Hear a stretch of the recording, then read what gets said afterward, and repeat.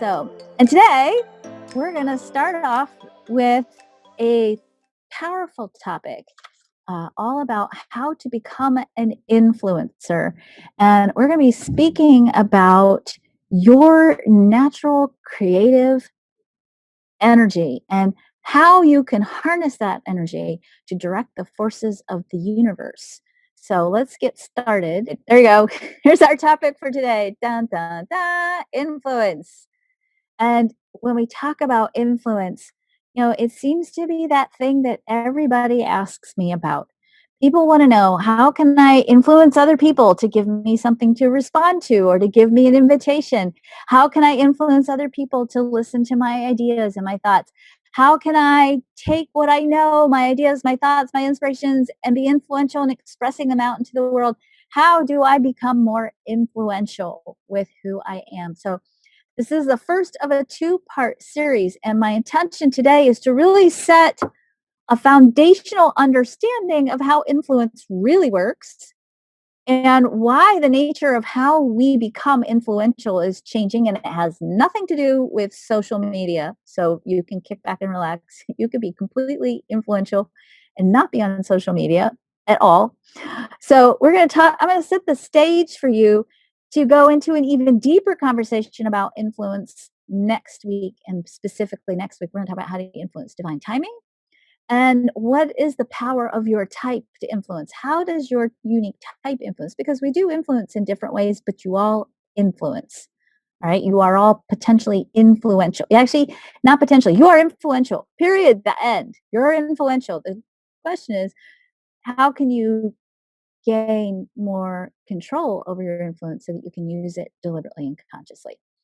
So I love this. I don't know where I got it, and I apologize for not giving any who I snag it from credit on Facebook, and I apologize for not crediting the person who shared this, and I certainly don't know where it came from, but it's really, really powerful because this is truly a great visual representation of influence.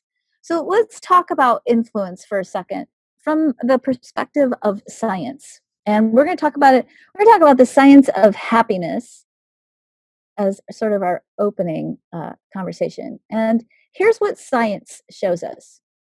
If your neighbors are happier or happy, you are actually likelier to be happy. In fact, you're 60% more likely to be happy if your neighbors are happy. If your friends are happy, same thing. Actually, your friends are even more influential than your neighbors. You're likelier to be happy. If your friends have happy friends, not just if they're happy, but if they have happy friends, maybe they're a curmudgeon, but if they have happy friends, you're still likelier to be happy. According to an extensive 2-decade-long study conducted by researchers at the University of California, San Diego, happiness is not only highly contagious. Online communities, and by the way, right now, in this moment, you're in an online community. We're all together, and we are magnifying the intensity of the global emotional synchrony, and I'm hoping that we're excited and happy to be here, and we're amplifying that intensity of excitement and co-creation because we all created this event together when we understand the physics of it. But here's the thing. Research shows that negativity is also contagious, but it's weird that it's contagious if you understand physics. So we're going to unpack this because I think that in the energy that we're in right now, this is a place where we have got to drill down deep and figure out, why is this negative energy that is so pervasive and insidious causing us to continue to spread this negativity? You all know it. We've all been around it. We are watching social media. We're watching the news. We're listening to people. There's a wave of negativity rolling through the planet right now, and many of us are fighting it. We're trying to protect ourselves from it. We're trying to not read the news, not go on social media. We're trying to keep ourselves from being infected by it. But here's the piece that I want to unpack for the rest of this hour. Higher frequencies of energies, this is basic physics. Higher frequencies of energies can penetrate lower frequencies of energies. This is actually, if you study homeopathy, or you study any kind of energy modality, or if you understand the power of intention, when you have a good healer, that your healer's power of intention and the frequency of their energy actually lifts your frequency of energy and brings you into a greater aligned, greater, higher vibrational state. That's because your lower frequencies, your misaligned frequencies, the places where you may be carrying miasms in your auric field, if you're doing homeopathy, those places, those lower frequency places, can be penetrated by higher frequencies and lifted up. But in physics, what we know is that lower frequencies of energy cannot penetrate higher frequencies of energy unless we allow them to. Now, please know that my intention in talking about this today is to really be mindful. Actually, I'm going to get out of the slides for a minute because I want to see you when I say this. There's a lot of conversation, and has been for decades, I think, ever since the movie The Secret. It's gotten to be a louder conversation. A lot of conversation about mindset and attitude and positive thinking, and a lot of sometimes blaming on people, like, oh, well, you have this problem because you had this thought, or you're having this fun money problem because of this thought, or you're having this relationship issue or health issue because you had these dark thoughts. Or that's not what we're going to talk about today. The mind is not really a literal magic wand. You have a thought, poof, it creates. And actually, we'll explore that a little bit more too.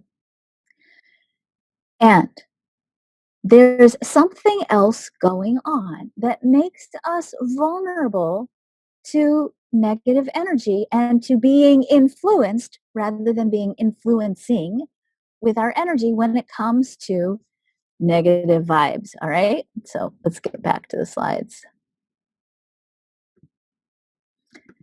So when I say unless we allow them to, this isn't like I'm blaming you for having stinking thinking and you need to grow up and stop having bad thoughts. That's not what I'm saying. I'm saying we have to explore what's going on that makes it easier for us to go more to the dark side than to the light side sometimes. This is a quotation from Viktor Frankl. Viktor Frankl was a Jewish man who survived the Holocaust. He, in the course of the Holocaust, lost everything, including his wife and his mother. Somewhere in the middle of his experience of being in a concentration camp, he made a decision to not let the experience of being in the concentration camp break him. And it's the quotation from him. It says, "Everything can be taken from a man but one thing, the last of the human freedoms, to choose one's attitude in any given set of circumstances, to choose one's own way."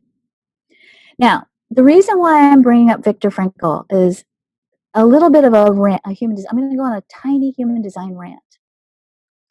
Because in human design, when we start talking about types, or we start talking about definition, or we start talking about aspects in the chart like splits and quadruple splits and this profile and that profile, there's a common narrative that's happening in the human design community about how hard or how bad it is for different types, and how certain energy configurations are really challenging and difficult. And if you're this kind of energy, forget it, it's too hard.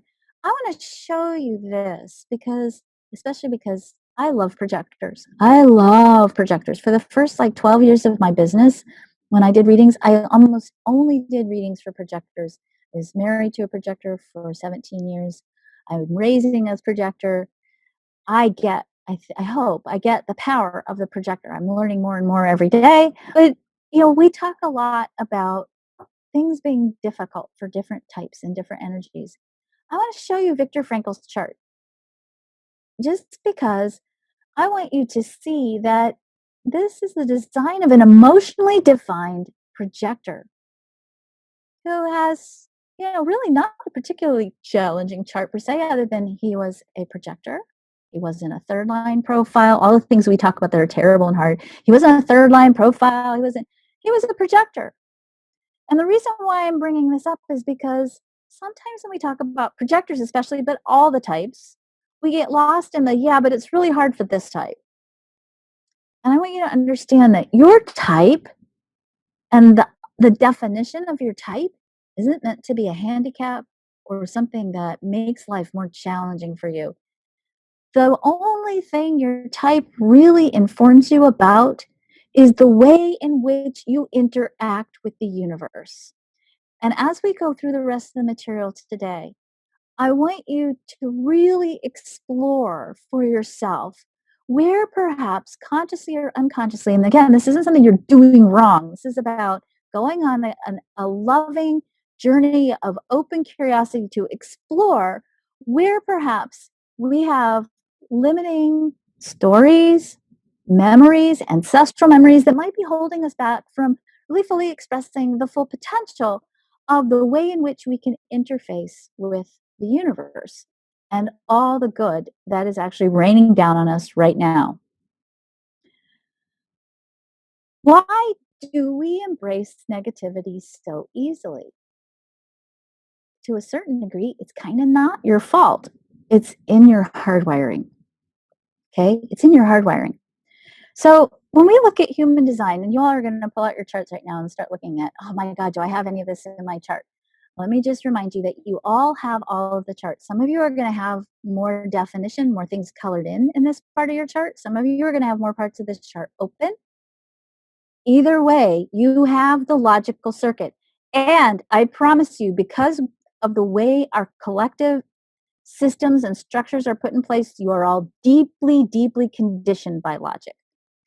Logic is reasoning. Logic is the part of the brain that's responsible for the scientific system, or the part of the energy field that's responsible for the scientific system, methodology. This is where we have experimentation and research and things that are proven to be valid once we do research, and we've researched them over and over again so we can prove without a doubt that we can get these duplicable results, because logic is also all about patterns. If you went to school, you went to school in a school system, that's a logical structure. If you go to the hospital and you get treatment, you're in the medical care system, that's a logical system. We have a government system, we have a tax system. Anything that has a system attached to it is logical. Now, the root of logic and or contained within logic are some key energies that we have to look at. First of all, the spleen, notice that it's the left side of the chart, right? The spleen center is part of logic. The spleen center is where we hold our base instinctive nature. It's the pulse, where we hold the pulse for survival, and the pulse that indicates when we need to take some kind of action to defend our lives and our safety. The the pulse of the spleen is fear, and under genuinely life-threatening circumstances, the pulse of fear that the spleen gives us is a pulse that causes us to take some kind of immediate life-saving action. And that's actually how the spleen is supposed to work.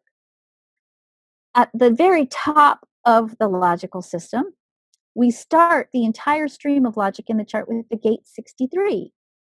The gate 63 is called the gate of doubt and suspicion. And if you go back and you think about logical systems like the scientific methodology, in the scientific method, we start off with, a hypothesis, right? And the goal of the hypothesis is to either prove or disprove it, right? The nature of science is to a certain degree somewhat doubtful and suspicious until you can prove without a doubt that the pattern can be duplicated a mathematically valid number of times, right?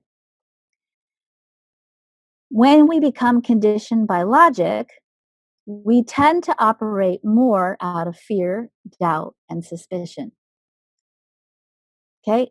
Logic has built into it science, systems, patterns, and habits.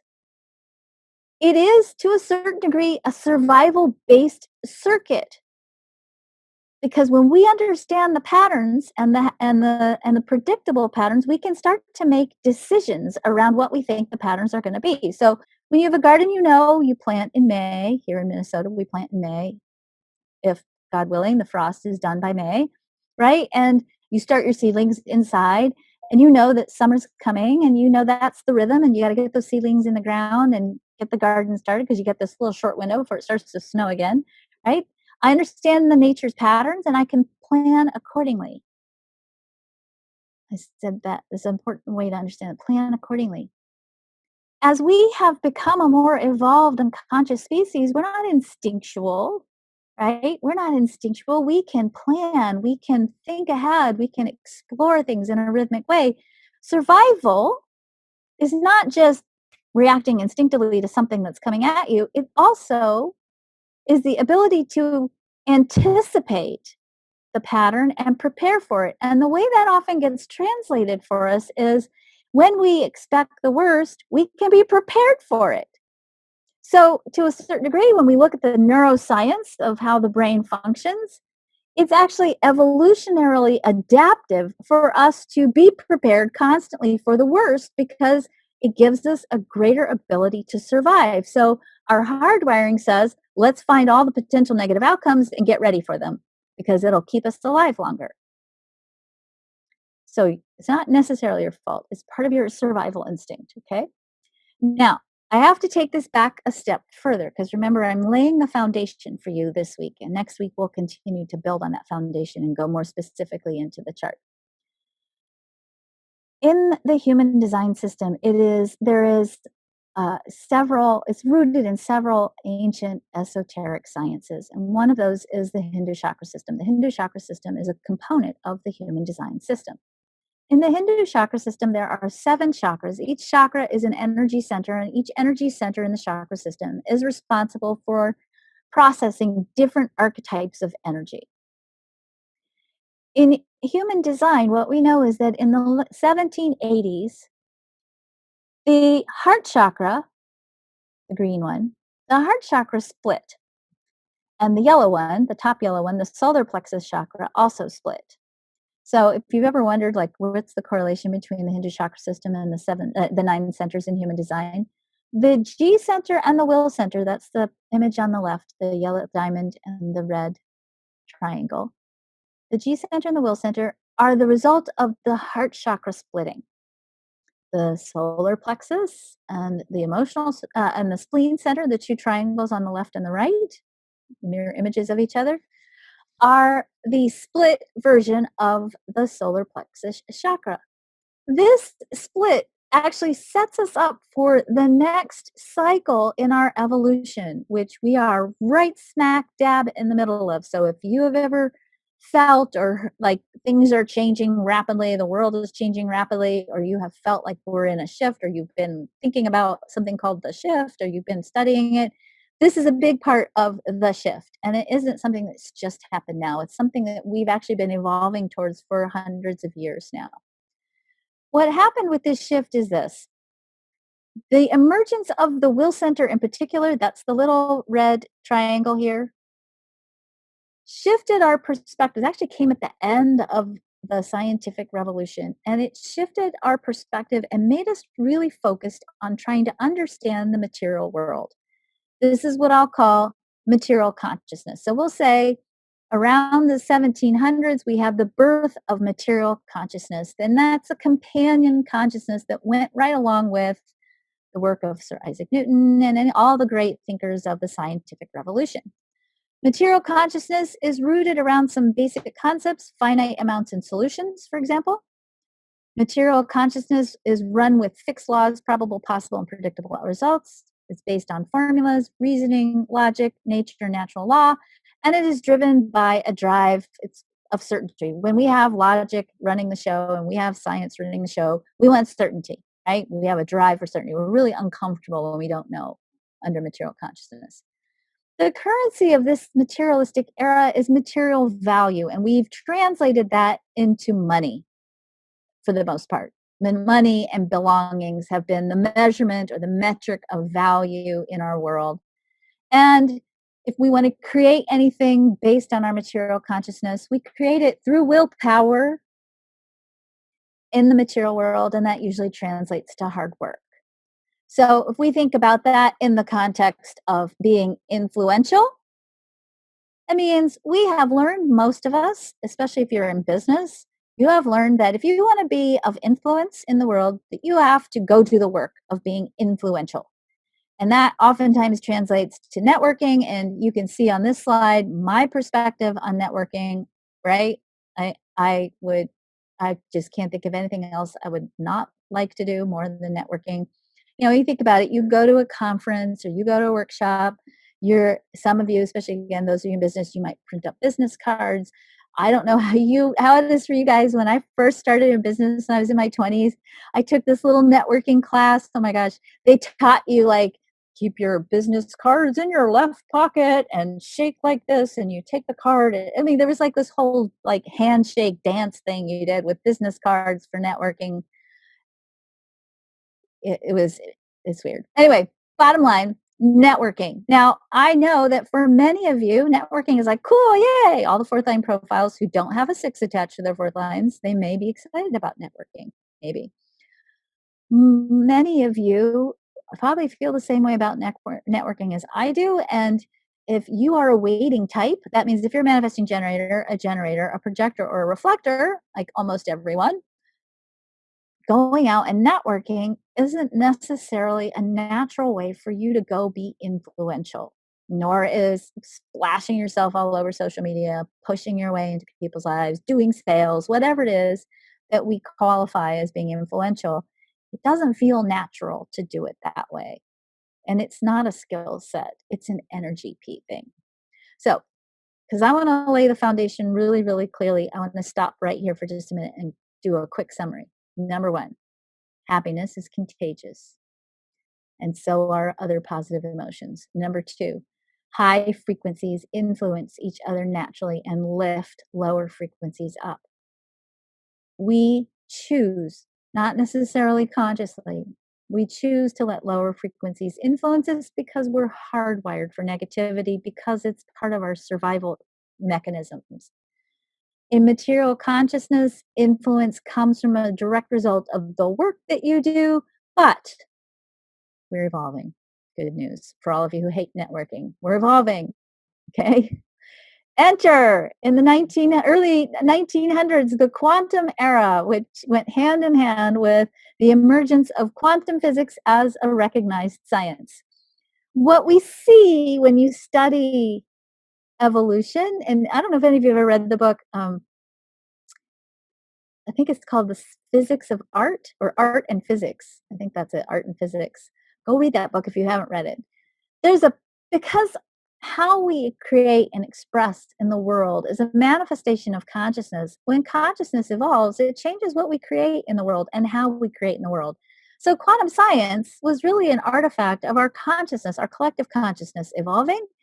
And once quantum science kind of burst on the field, it also burst into our awareness in lots of many different arenas, including in art and including in religion. In the 1920s, we saw the emergence of what we call the New Thought movement, where we had thought leaders such as Ernest Holmes, Edgar Cayce, Madame Blavatsky. Actually, she was a little bit earlier. Rudolf Steiner was a little earlier too. A little bit later on, Maria Montessori. All these people who began to, in some way, shape, or form, teach us that thoughts create our reality, not not your networking, right? Not networking. That we're all connected by virtue of the quantum field. That we create non-locally, meaning you can create without physically doing the work, that we have the potential to all be fundamentally creative, which means we have the potential through our creative expression to break free from the patterns that our instincts are telling us we have to be aware of, that well-being becomes the currency of the expression of our value, and we learned, or we are still learning, some of us, me, to embrace change, uncertainty, and potential. The currency of this new era, and we're in the middle of it. And human evolution by human perspectives takes time. It's actually just like a little teeny, like it's an afternoon on the time map of the planet, but in our experience it takes hundreds of years sometimes. And the currency of this era is well-being, and we are in the middle of living into that.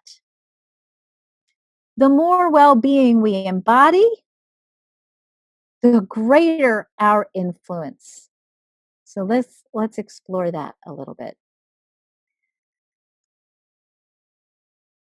You're a magnetic being, and I'm going to show you how that works in human design in just a minute. But as I said, the thing that has always amused me the most about human design is that when we first learn our type, one of the things, first of all, we go, "Oh, that makes so much sense." That's always the first thing we say, and that's cool, right?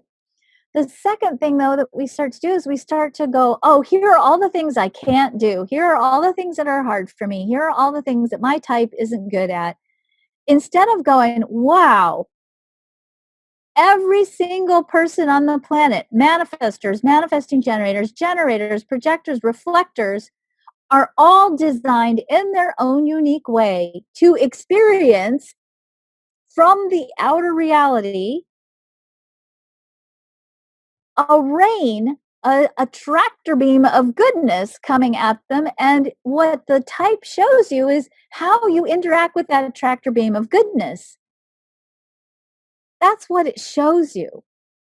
It doesn't show you what you're not and what you're not good at. I mean, that's part of it because that's how you discover where you are good at things and what you really need to do to fulfill who you are and kick in that interface between you and the flow of cosmic goodness headed your way. But we don't talk about that a lot in human design. And I feel responsible for that as a human design teacher. I'm going to start changing the way I talk about that because I want you to get that you have a unique interface with the cosmic flow of goodness. And that's the real purpose of your human design is to figure out that interface. And you're a magnetic being. By the way, I looked for stock photos about tractor beams. And I'm thinking that maybe a tractor beam comes from Star Trek, and there are not a lot of Trekkies who do eye stock photos. Is that right, Cindy? I was going to say, I got the reference to tractor beam right I away. know. I knew you would. Yes, the star people run the show here. Um, so, all right. So let's explore for a minute power in the human design chart. And again, I just want to say this because a lot of times when we talk about human design, we talk a lot about, well, I don't have this and I don't have that in my chart. You have all the chart, just like in your mitochondria of your cells, you have the entire human genome. You have all of the human potential in you. You have all of the archetypes of the human potential in you. There's no part of the chart you don't have. The difference is you have it colored in or open. You have it consistent in your definition, your colored in parts, or you have it in a variable, expansive way in your openness, but you have it all. Okay, you have it all. When we look at power in the chart, and again, I will tell you that I'm guilty of this, and I'm really committed to not doing this anymore. If I see somebody that comes to me and they have a chart and all these four centers are colored in, the will center, the sacral, which is the red square, the solar plexus on the right, which is the emotional energy, and the root center. These are the four motors in the human design chart. I see somebody with that colored in the chart, I'm like, whoa, that's a powerful person. Who's not a powerful person? You're here, aren't you?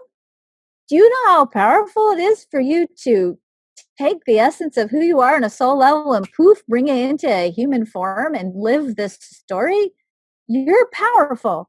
You're so powerful. You created this computer or phone or laptop in front of you. You pulled that into your life experience somehow. You are connecting in this giant field of people.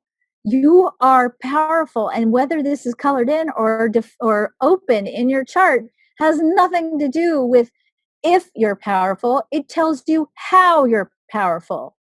So let's be clear on that. When we look at these four motors, the will center, the emotional solar plexus, the sacral, and the root center, the sources of power in the blueprint for the human story, what we see is that all of these energy centers are responsive in some way by nature. And I'm not saying responsive in the human design way, I'm saying responsive in the English language way. The will center responds when it has energy and resources.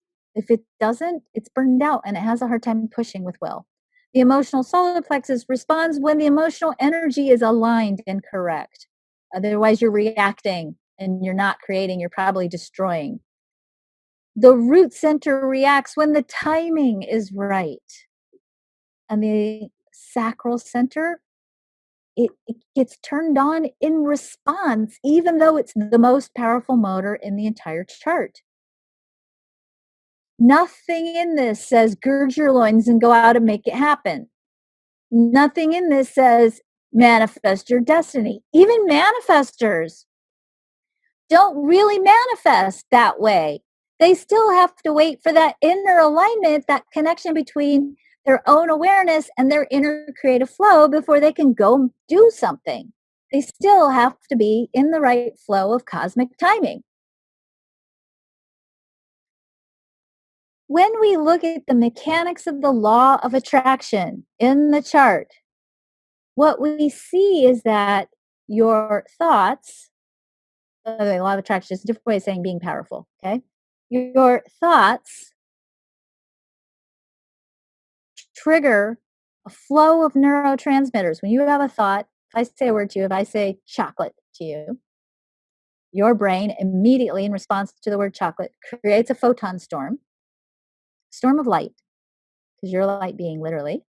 That photon storm causes your brain to produce neurotransmitters. Those neurotransmitters, in turn, produce a specific emotional response to the word that I just said. And that emotional response, the kind of emotional response you have, is going to be regulated by the meanings that you hold around that word, the experiences you've had, the emotions you have around that word, the beliefs you have around that word. Like if I say chocolate and you're on a diet and you're like, oh, I want chocolate so bad, but I can't because I don't really like my body the way it is. That's going to trigger a whole different set of emotional responses than if I think chocolate, because I'm thinking, hey, it's Friday, and on Friday, I'm going to let myself have a piece of chocolate cake to go with my glass of wine tonight at the end of the week, because that's my routine. Okay. So I have a different emotional response, maybe than somebody who's hungry for chocolate right now and feels like they can't have it because it'll make them feel bad about themselves. Your specific emotional response calibrates the heart chakra, the willpower, and the G center. It calibrates your heart. And located in the heart of who you are in the G center is a magnet. Okay, but we'll talk about that in just a second. There is a magnet that lives inside the G center called the magnetic monopole. It is a magnet that only attracts. There is a magnetic force in the heart of who you are that only attracts. But you calibrate it.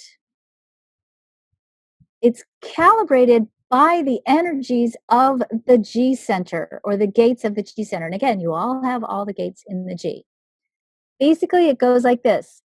You're going to allow yourself to create or attract in your life things that match the level and the quality of self-love that you have, things that match the power or your sense of empowerment. So if you feel powerless, it's going to be difficult for you to attract circumstances into your life that make you feel empowered. You're going to attract into your life things that reflect the level of authenticity that you are expressing into the world. So if you're hiding who you are in the world, you're going to attract things that are a mirror image of the fake self you're presenting and not the authentic self you really want to be.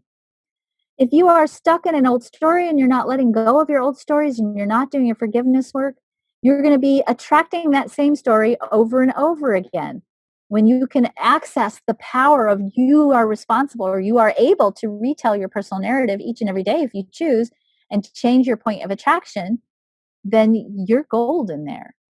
You will attract to the degree to which you trust source. If you don't trust that you're supported, if you don't trust that you're loved, if you don't trust that you are so precious and valuable in the cosmic plan that the universe is falling all over itself backwards to make sure your life story gets expressed, then what you're attracting will reflect that in your life. You will attract to the degree of the vitality that you hold. Meaning, if you don't love your body, or you're not taking care of your body, or if your body's tired, it's going to influence what you attract. And that's very important for us to explore, particularly if we are a type that doesn't have access to a lot of consistent energy. So if you're a projector or a reflector, for example, you might find that when you're tired, things stop showing up. You can't influence things as well as you can usually, because your real need is for self-care first. You are only going to attract into your life to the degree to which you trust in your support, and actually to the degree to which you're grateful and appreciative for what you have. That influences your point of attraction. And you're only going to attract to the degree to which You are willing to share who you are, not what you have necessarily, unless you have more than enough, because you're not supposed to sacrifice yourself. Martyrdom is over. That's a materialistic era thing. You are designed to share who you are with the world to increase the goodness of the world around you. When you're aligned with that, then you increase your alignment with that tractor beam of goodness. If we take the human design chart and we mix it up in a blender and we put all the gates, all the channels, all the centers, all the types, all the lines, all the profiles, all the pieces of the chart, and we put it in a big blender, what we would get after we emulsified that entire human thing is 9 core archetypes or 9 key energies that when they function at the highest level increase the quality of the influence you have in your life. Okay? I'm going to go through these, and the climate show is so short. I hate that it's so short. I want to just hang out with you guys forever. Um, but I'm going to make sure you get to have your Friday afternoon back, and I'm going to go get my cake later today. So, but I'm going to go through these 9 resiliency keys. I'm hoping that you will give yourself the gift to really sit with each one of these resiliency keys and authentically explore for yourself. Are you experiencing the highest potential expression of these 9 core human energies? And if not, I want you to really explore how perhaps these might be influencing your experience of feeling influential and being influential. So, lovability is the first one. Do you believe that you can be loved? I'll go through these a little bit slowly. Empowerment is the second resiliency key. Do you feel like you have control over your life? The third one is courage. Do you allow yourself to embrace the unknown with courage, or do you let fear keep you from fulfilling your joy? The fourth one is decisiveness. Do you know how to choose what's right for you? And this is an easy one when you know your human design, right? Do you understand your type and your strategy and your authority? Emotional wisdom is the next one. Does emotional energy keep you from acting deliberately, or are you reacting all over the place? Self trust. Do you trust yourself? Do you trust yourself to do what's right and good for yourself and for others? Vitality. Are you fully expressing your vitality and your energy? Do you feel vibrant and alive on a physical level? Authenticity. Are you fully expressing who you are? Here's the thing. Your soul wants you to live the story you're living in. And if you're hiding or compromising or settling for less than, you could get away with that for a little bit. But at a certain point, it's going to come right smack back dab in your face because you're going to attract things into your life that are going to show you, hey, this isn't who you really are. And last but certainly not least, self worth. Do you value yourself? One of the things that I can tell you without a doubt is that you will radically amplify your capacity to influence your life, the people around you, and the world when you work on these 9 core keys. When you can lift yourself up to a higher expression of these energies, it changes the impact you have on the people around you. If you're not living out the high expression of the 9 resiliency keys, you're going to have unmet energy needs. And those unmet energy needs are going to corrupt your influence and misalign your energy. Your human design shows you that each and every one of you is here to contribute to the world in a unique way, and that we're all uniquely hardwired. But most of us are taught that there's only one way to be successful or healthy or to make a meaningful contribution in the world. When we learn to hide who we are, when we compromise our desires, when we give up what's most natural for us in order to try to be successful in a healthy way, in the way, rather, sorry, in an unhealthy way, in the rigid way that we've been taught, we start to form what's called protective identities. You start to be someone you're not to keep that authentic part of you safe and sometimes buried. That starts you living a life where you're out in the world not being who you are. And when you're not being who you are, you use an enormous amount of energy to maintain an identity that isn't true to who you are.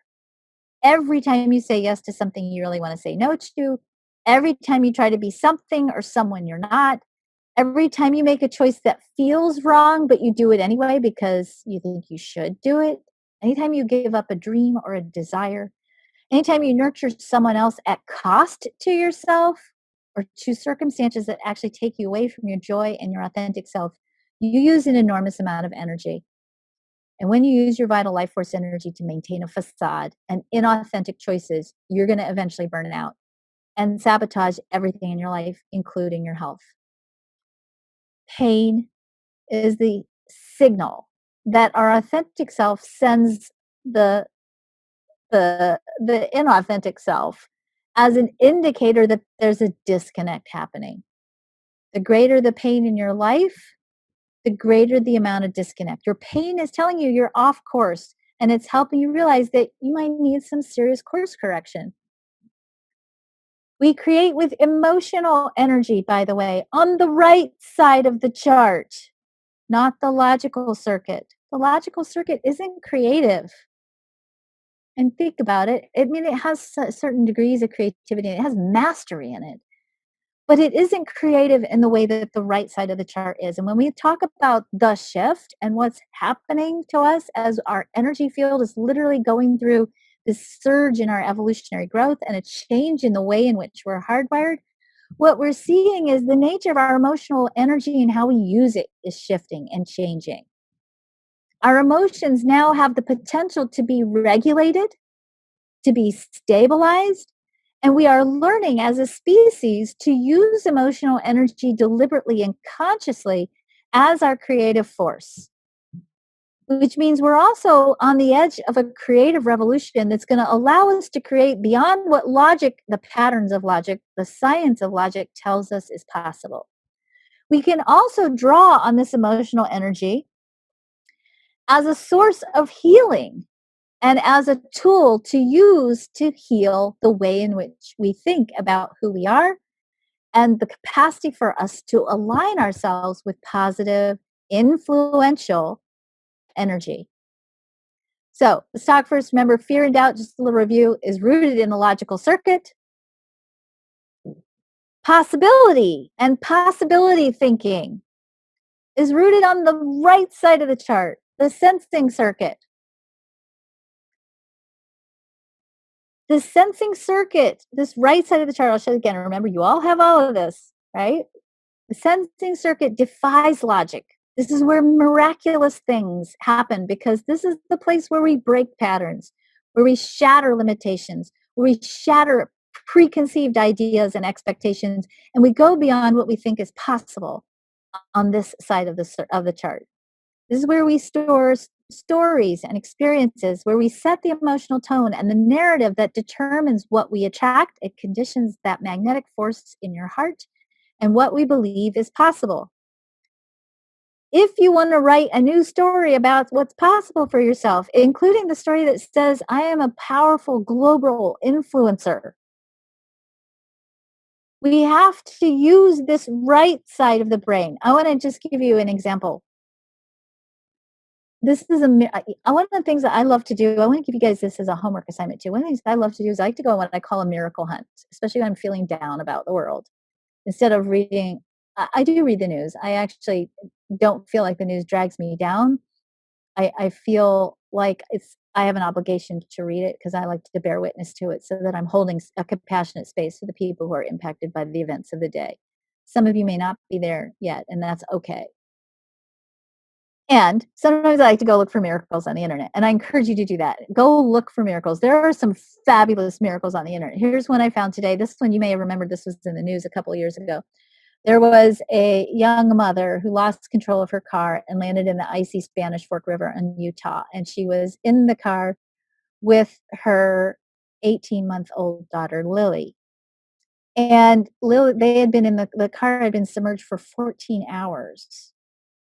And the responders were looking for her, the EMS and police were looking for her, and rescuers were walking along, and this didn't happen just to one rescue, it happened to many rescuers. This group of rescuers were walking along the river, and they heard a voice, and that voice sounded like an adult woman saying, help me, help me. And they were astounded. They were like, "Okay, there's this woman yelling, 'Help me, help me.'" So they went down to the river and they saw in the river the submerged car, and they immediately got the divers and they went in and they found inside of the submerged car the mom had been killed on impact. The daughter, the 18-month-old daughter, was hanging upside down in this car in the river and had been hanging there for 14 hours, was alive and well in her car seat. And the rescuers couldn't figure out who was this, where did this voice come from, this woman's voice that called them down to the car. I just think this is a cool story because I think it's a testament of the love of a mother and what the power of the love of a mother can do, because I totally believe that the mom's spirit was calling to the rescuers to go retrieve her daughter out of the water. Miracles defy logic, okay? Miracles defy logic. They cause us to expand our perception of what's possible, and they allow us to grow into new patterns and habits. You can harness the power of storytelling to start changing those places where you're limiting yourself from allowing yourself to believe that you can live as the full expression of who you truly are. The human brain and life forms, such as dogs, have what's called bilateral symmetry. What happens on one side of the body has the potential to affect the other side. Here's the brain, it has two halves. You have the left side, this is the logic circuit on the left. You've got the sensing circuit on the right side. This is where our creative essence lives, right? Remember that the left side is riddled with fear and doubt. The right side has storytelling in it. So fear, and when we draw on the left side, when we try to figure things out, when we try to use our logic, when we're working on trying to break patterns, or we even, and this is the tricky part, even looking at human design, when we really look at human design, it's called the human design system. It has logic in it. It's a system. And it has the potential to stick you over here in this left side of the brain and look for the patterns and be stuck in the patterns. And it doesn't always, if you're not really careful about how you think about it, it doesn't always leave you open to exploring the possibilities of what else is available to you. When we work strictly with the left side of the brain, and we go to, we go and we focus on analyzing the patterns, oftentimes what happens, because the brain is hardwired to go back to focusing on fear and doubt because it's part of our survival instinct, it actually causes us to go into greater fear and doubt and increase our creative response. If we play on the right side of the brain and begin to explore the power of storytelling, we actually increase the possibility and power of changing the story and increase our creative response. Why am I telling you this? I am telling you this because I want you to start entertaining the possibility of telling new stories about who you are, even if you don't know how you're going to make those stories come true yet, that allow you to craft a narrative that is the true story of who you really are. Why? Because, I'm going to take a pause here for a minute. I'm giving you so much data, I'm giving you a pause here to just integrate for a minute. This, by the way, is the view from the top of Humphreys Peak in Flagstaff, Arizona at sunrise. Everyone wants to be themselves. You want to be who you really are. That, I think, is the core driver for every human being on this planet. When you live as yourself, when you're telling yourself a personal narrative that is true about who you are, or when you're living into an expansive, brand new personal story about who you could be, who you want to be, who you dream of being, and you start holding that space for that story to be true, even if you don't know how, you begin to increase your influence. Authentic people are influential. They radiate alignment, and remember the currency of the quantum era? Well-being.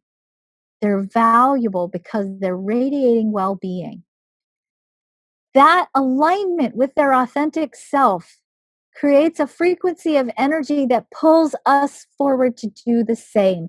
And when you are fully embodying your authentic self, the fulfillment of the story of who you are, You are embodying an energy, a vibration, a frequency that influences people, that people want to be around, that people want to give invitations to, that people want to give you things to respond to. People want you to be a part of their lives because your energy pulls them forward to do the same. Your human design type only indicates the mechanics of how you interface with the tractor beam of goodness that is your life. It doesn't say anywhere that you're less than, less influential, less powerful, less essential, less valuable, or less anything because of your type.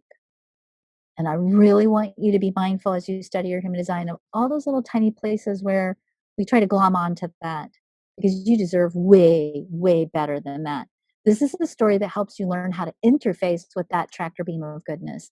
This isn't a story that limits what you can receive, it unlimits you. It shows you how you can expand what's possible for yourself. In the emerging quantum era, your frequency of energy is the most influential power you have. You create not by networking, yay, but with your vibe, your vibrational frequency influences so that you're happy and your neighbors are happy and your friends are happy and your friends of your friends are happy because you created that with your frequency of energy. The most powerful thing you can do to increase your influence right now, be yourself. Unapologetically, uncompromisingly. Do not settle for less than.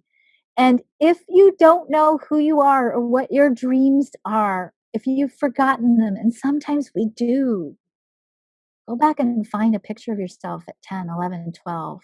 That beautiful developmental cycle that we go through, where we have one foot still rooted in the imaginary world and one foot rooted into the forward moving possibility of who we're going to be world.